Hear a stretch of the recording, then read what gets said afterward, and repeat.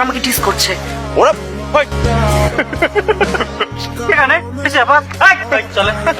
আমাকে ফোন করা হয়েছিল, আমার ছেলে। আপনি তাহলে আবিরের বাবা। আপনার ছেলের নামে গুরুতর অভিযোগ আছে। উনি রাস্তার মেয়েকে ইপটিজিং করে।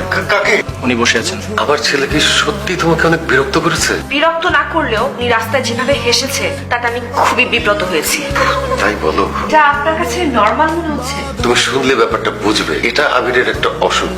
এই অসুখে যারা ভোগে তারা হঠাৎ করে খুব জোরে হেসে ফেলে অথবা খুব জোরে কেঁদে ফেলে, নিয়ন্ত্রণ করতে পারে না। আমি অভিযোগটা উইথড্র করতে চাই। তোমাকে অনেক ধন্যবাদ মা। কিন্তু আমার একটু লজ্জা লাগছে। এরা কিনা? এরা দুজন কিনা? হ্যাঁ, আপনি ওদের কোথায় পেলেন? রেল লাইনের ওখানে। আমি তো জানতাম কোথায় থাকে। বললাম না যে আমি ধরবো বদমাশগুলোকে। আপা আমাদের মাফ করে দেন, আমরা জীবনে আচ্ছা ঠিক আছে, ওরা যেহেতু ক্ষমা চাইছে ছেড়ে দেন। হ্যাঁ, আসে। কফি। দহনে বাধারণে আমায় নিখোঁজ ভাববা পাশেই ছিলাম। এটা কি? গিফট। এই গিফট? এটা আমাদের তুমি বলা দিবস উপলক্ষের গিফট। বাবা কিছু বলবে বাবা? অনেকদিন থেকেই তো তোর বিয়ের কথা নিয়ে ভাবছি। তোর কোনো পছন্দ আছে নাকি? বাবা ওই যে দিদিকে দেখেছো না? সেই মেয়েটা, ওর সাথে তোর যোগাযোগ আছে? জি বাবা। আমি তাহলে ওদের বাসায় যাই। না বাবা, আগে দিদির সঙ্গে একটু কথা বলি। ঠিক আছে।